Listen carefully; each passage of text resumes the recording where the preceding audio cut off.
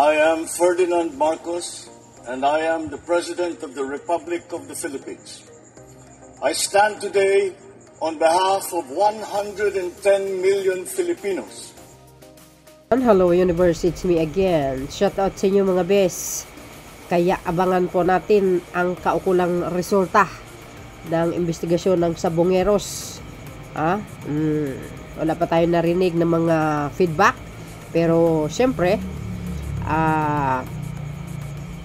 kumbaga kasalukuyan nag-iimbestiga at inalam mabuti, lalo na po yung na-recover nila ng 401 ng mga buto galing sa Taal Lake, no?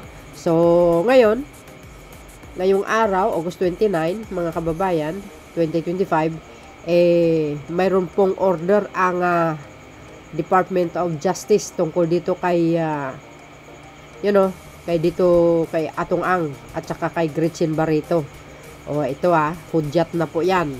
So ibig sabihin, medyo tagilid na si Atong Ang, mga kababayan.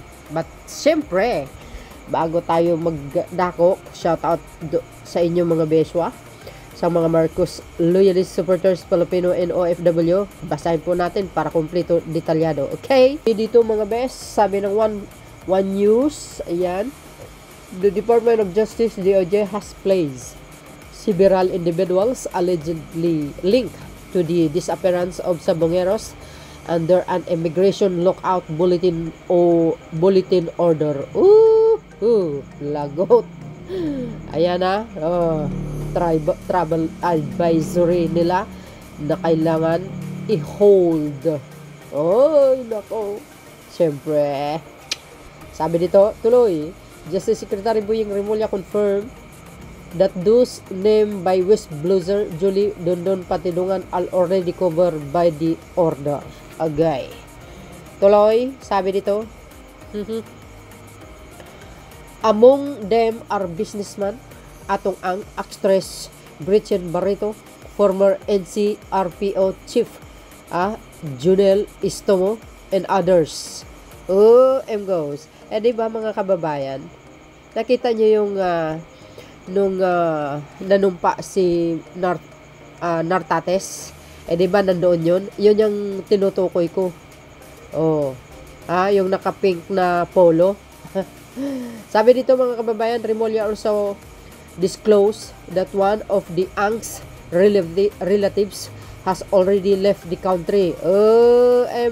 Nag-eskapo through thought it remains unclear if he has returned. Ayun mga bes, However, he clarified that the ILBO does not prevent subjects from leaving the country. Naka-hold na ito mga bes, kaya abangan po natin. Ayan naku po. Ayan, Atong Ang, Gretchen Barreto, others placed under immigration lockout. Patay kayo ngayon. Ito na po yung hudyat. Okay din to si Atong Ang.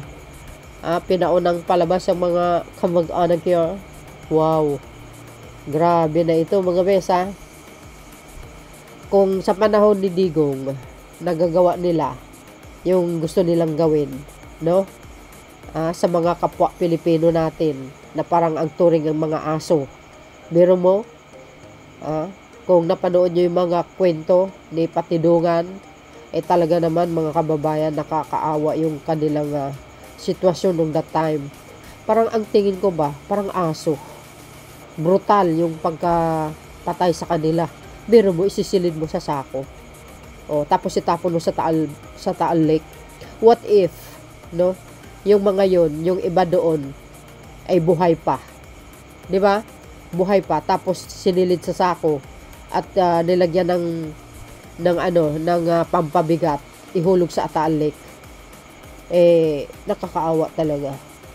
Ito si Atong Ang, akala mo hindi makabasag pinggan pero sa itsura pa lang malademonyo mga bes. Kaya alam na ni Pangulong Marcos Jr. ang nito style nito, kaya yung sinuhulan niya dapat. Ika nga nung nag-offer siya nung ng milyon-milyon para sa kampanya ni Pangulong Marcos Jr., hindi tinanggap ng Pangulo. O, di ba? O, ayan, tuloy. You see, mga bes? Mahilig ito, under the table pag may mga politician na tumatakbo. Kaya, well, abangan po natin ang kaukulang investigasyon po nito, mga kababayan. Sir, what about an immigration lookout bulletin order? Are we seeing that po dito po sa mga... Meron na naman tayong lookout bulletin sa lahat. It's already there. Meron na po. Meron. Sir, when pa po ito? Mga binanggit ni Patindongan, have we issued the lookout bulletins already? Nasa bansa pa rin po ba sila, sir? Nung may isang umalis ng bansa, ewan ko lang kung nakabalik na. Yung sabi,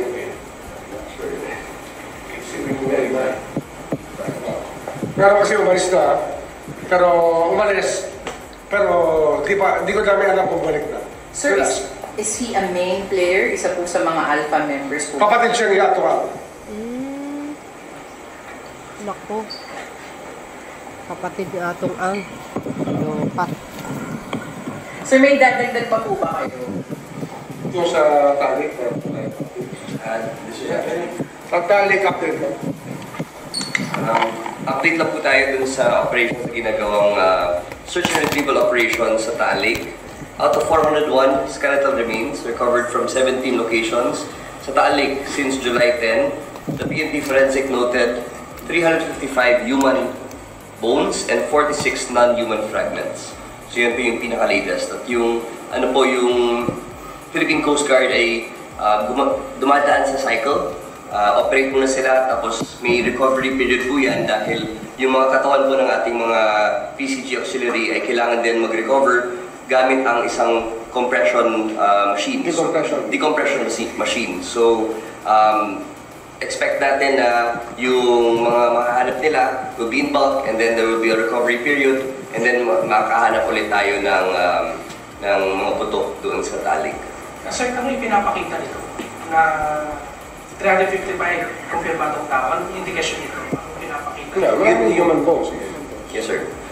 Yun po yung tinitignan po ng PNP Forensic. We're trying to identify kung ilang katawan ang pinapag-usapan po natin dahil ang nakalagay lang po sa report ay for 355 fragments. So bone fragments po yan. Kailangan pa natin suriin yan at para malaman natin po kung gaano karaming tao ang pinapag-usapan natin. Nagka-briefing tayo sa di ba? So, Coast Guard last week. Yes, sir. Last week, right? Last week, sir.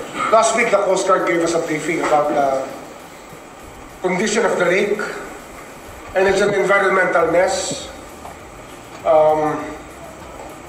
Yung mga divers nagkakaroon ng skin disease. They're getting skin infections because it's full of fecal matter. The lake is full of fecal matter and other very unhealthy contents.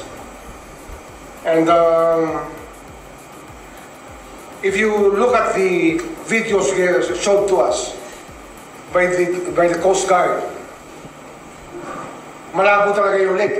Kasi ang dumi niya talaga, tapos ang lalim niya, so the sunlight is not able to penetrate under, so they have to use searchlights, more than 15 to 80,000 lumens, which is by far a very strong kind of light.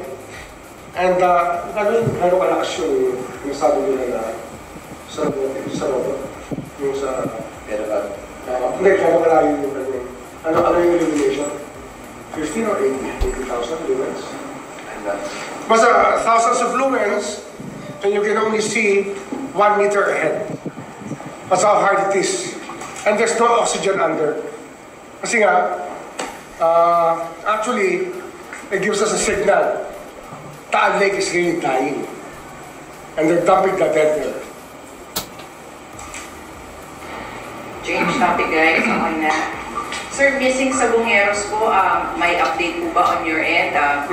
May komento po ba tayo? Sir, doon lang po muna sa yesterday, si General Macapas po ay pinatawan ng 90-day suspension ng NAPOLCOM. Yes.